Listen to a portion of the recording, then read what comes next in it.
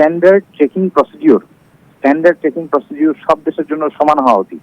তো সেই বিষয়ে একটা প্রজ্ঞাপন আমরা রিসেন্টলি দেখতে পেয়েছি যে করাচি বা পাকিস্তান থেকে যে শিপগুলো আসছে সেক্ষেত্রে স্ট্যান্ডার্ড যে অপারেটিং প্রসিডিউর এক্ষেত্রে ওনাদেরকে কিছু ছাড় দেওয়া হয়েছে। এই বিষয়গুলো আমরা নিয়ে একটু চিন্তিত আর কি, এই বিষয়গুলো নিয়ে। আচ্ছা, পাকিস্তান থেকে কি অস্ত্র আনা হচ্ছে? ইউনূস কি অস্ত্র আমদানি করছেন পাকিস্তান থেকে? আসলে এই বিষয়গুলো তো অত্যাধিক সেন্সিটিভ বিষয়, এই বিষয়গুলো নিয়ে কমেন্ট না করতে পারলে সবচেয়ে ভালো হতো। বাট আমি চাই যে বাংলাদেশ সেনাবাহিনী সুশৃঙ্খল একটি বাহিনী, জনগণের পাশে সকল সময় আছে, সেই সাপেক্ষে জনগণকে নিরাপত্তা বিধানের স্বার্থেই আমরা কাজ করি। কিন্তু জনগণের সত্যটা বা বিশ্ববাসীর সত্যটা জানা প্রয়োজন বলেই আমি আমার নিজের দায়িত্ববোধ থেকে আমি কথা বলতে আপনাদের সাথে রাজি হয়েছি। আমি মনে করি যে এখনো পর্যন্ত পাকিস্তান থেকে কোনো অস্ত্র বা এগুলো এখনো পর্যন্ত আসছে বলে আমাদের নলেজে নেই, কিন্তু এরকম একটা আশার কথা আমরা শুনছি, আমরাও এইসব আশার কথা শুনছি। আপনারা সুরক্ষিত থাকুন, কিন্তু সেনা তো রক্ষাকর্তা, সেনা তো উদ্ধারকর্তা। আপনারা এখনো পর্যন্ত কতজনকে উদ্ধার করেছেন সেই হিসেবটা কি আপনাদের কাছে আসছে? আমরা আমাদের সাধ্যমতো চেষ্টা করছি। আমি শুধু আপনার মাধ্যমে দেশবাসী কিংবা বিশ্ববাসীকে বলতে চাই যে দেশের জনগণকে প্রোটেক্ট করার জন্য দেশকে আমরা ভালোবাসি নিঃস্বার্থভাবে, সকল নির্বিশেষে, সকল পলিটিক্যাল পার্টি নির্বিশেষে সব মিলে আমরা দেশের জন্যই কাজ করি। দেশের জন্যই আমাদের এত স্যাক্রিফাইস। দেশের জনগণ কষ্টে থাকবে, দেশের জনগণ নিরাপত্তাহীনতায় থাকবে, এটা আমরা কখনোই চাই না এবং সেই লক্ষ্যেই আমরা কাজ করব, কাজ করে যাচ্ছি। কিন্তু এর মধ্যে যদি ভবিষ্যতে বা আমরা যদি দেখতে পাই যে এটা হচ্ছে না ইমপ্রুভমেন্ট, তো সেক্ষেত্রে সেনাবাহিনী আমার বিশ্বাস যে অবশ্যই যথোপযুক্ত ব্যবস্থা নেবে। আপনারা কি ইউএন এর সাহায্য চাইছেন? একজন সেনা কর্তা হিসেবে আপনি কি ইউএন এর সাহায্য প্রত্যাশা করছেন? বর্তমানে এই সিচুয়েশন থেকে আমাদের চেইন কমান্ড অথবা চেইন অফ কমান্ড অনুযায়ী ইউএন এর সাহায্য চাওয়ার খুব আমাদের নেই।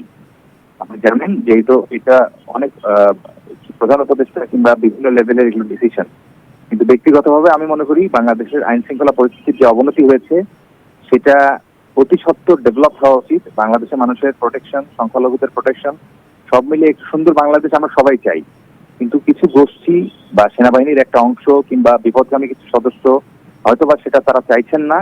তো সেগুলো নিয়ে আমার মনে হয় প্রপার তদন্ত করা প্রয়োজন যে কিভাবে বাংলাদেশের এই শৃঙ্খল বেটার করা যায়, কিভাবে তাদেরকে আইডেন্টিফাই করা যায়, কিভাবে বাইরের উস্কানি কিংবা কিন্তু এই আইডেন্টিফাইটা কে করবেন বা কারা করবেন? এই আইডেন্টিফাইটা বিপদগামী যারা, এই আইডেন্টিফাইটা কারা করবেন, কিভাবে হবে? এটা অবশ্যই আমাদের যে সিনিয়র কর্মকর্তা যারা আছেন বা যারা ডিসিশন মেকিং করেন কিংবা অবশ্যই তাদেরই করতে হবে। কার নির্দেশে তারা বিপথে যাচ্ছেন সেটাও তো একটা পথ। সেটা কার নির্দেশে আসছে যে এই পথে না গিয়ে ওই পথে যেতে, সেটা কি আপনারা বুঝতে পারছেন? বিপদ তো আসলে কারো নির্দেশে করে না মানুষ, বিপদ ডেফিনেটলি কোনো ইন্টারেস্টে করে। আমার মনে হয় এগুলো নিয়ে তদন্ত করলে সঠিক তথ্য। এই ইন্টারেস্টটা কারা মানে কারা এই দিকে যেতে বলছেন? এগুলো নিয়ে আমি আপনাকে এটুকুই বলতে পারি যে এগুলো নিয়ে সঠিক তদন্ত হওয়া প্রয়োজন। এগুলো নিয়ে দেশের মানুষের সাথে কাজ করার জন্য সঠিক জায়গা থেকে সিদ্ধান্ত আসা প্রয়োজন। আমার মনে হয় ওই সিদ্ধান্তটা আসতে লেট হচ্ছে। ঠিক, আপনি তো একজন উঁচু পর্যায়ে রয়েছেন, একজন বড় সেনা কর্তা। আপনার নামটাও এবং আপনার পরিচয় সবটাই আমরা গোপন রাখছি একেবারে নিরাপত্তার স্বার্থে। আপনি কি চাইছেন এখন? কিভাবে এই পরিস্থিতিটাকে কন্ট্রোল করা যায়? কি করতে হবে এখন এই মুহূর্তে দাঁড়িয়ে? আমার মনে হয় যে 5 আগস্ট পূর্ববর্তী সময়ে আমাদেরকে যে জিনিস শোনানো হয়েছিল, যে জিনিস বলা হয়েছিল, আমাদের যে কনফারেন্স গুলো ছিল, সেই সময় আমরা সেনাবাহিনী একসাথে হয়ে যেভাবে জনগণের পক্ষে দাঁড়িয়েছিলাম, আমার মনে হয় সেই একভাবে একসাথে হয়ে জনগণের পক্ষে থাকা উচিত। আমাদের বিচার করা উচিত না কে সংখ্যালঘু, কি সিচুয়েশন। ইভেন সংখ্যালঘুদের যাদেরকে আমরা বলছি হিন্দুদেরকে, তাদেরকে আরো বেটার প্রোটেকশন দিয়ে এক্সাম্পল সেট করা প্রয়োজন। কিন্তু আমরা এই জিনিস নিয়ে ইন্টেনশনালি কিছু লোক কিংবা হয়তো কোনো গাফিলতির কারণে এটা প্রপারলি হচ্ছে না। আমি মনে করি, আমি স্ট্রংলি বিশ্বাস করি বাংলাদেশ সেনাবাহিনী আমাদের ওই ক্যাপাসিটি আছে যে যাতে আমরা দেশের সকল নাগরিকের নিরাপত্তা বিধান করতে পারবো। তো সঠিক জায়গা থেকে শুধু সিদ্ধান্তটা প্রয়োজন। তো আমি আশা রাখবো যে সঠিক জায়গা থেকে সেই সিদ্ধান্তটা আমরা পাবো। আপনাদের তো একটা উইং রয়েছে যেটা গোয়েন্দা দপ্তরের সঙ্গে যুক্ত। এই খবরগুলো কি আপনারা আগে পাননি যে বিভিন্ন জায়গায় এই ধরনের বিপথগামিতা বা এই ধরনের বেশ কিছু সংগঠন মাথাচাড়া দিচ্ছে? সেনাবাহিনীর কাছে কি আগে থাকতে এই খবর ছিল না? দেখেন, এই খবর অবশ্যই আমরা আগে পেয়েছি, কিন্তু বর্তমানে 5 আগস্টের পরবর্তী সময়ে আমরা দেখতে পাচ্ছি যে বিভিন্ন লোক বিভিন্ন জায়গা থেকে সরে গেছে। হুম আগের গভর্নমেন্টের মানে বা পলিটিক্যাল ট্যাগ দিয়ে ব্যাপকভাবে কিন্তু লোকজনকে তার পথ থেকে সরিয়ে দেওয়া হয়েছে। হুম তো গোয়েন্দা সংস্থায় যখন যারা কাজ করে তাদের কিন্তু একটা টাইম লাগে, তাদের কিন্তু ওই এলাকা সম্পর্কে জানতে কিংবা করতে একটা টাইম লাগে। আমরা কিন্তু কখনো কোনো পলিটিক্যাল, ইভেন আমার নিজেরও কিন্তু কোনো পলিটিক্যাল অ্যাফিলিয়েশন নেই। আমি চাই, আমি বাংলাদেশকে ভালোবাসি, আমি দেশপ্রেমিক মানুষ।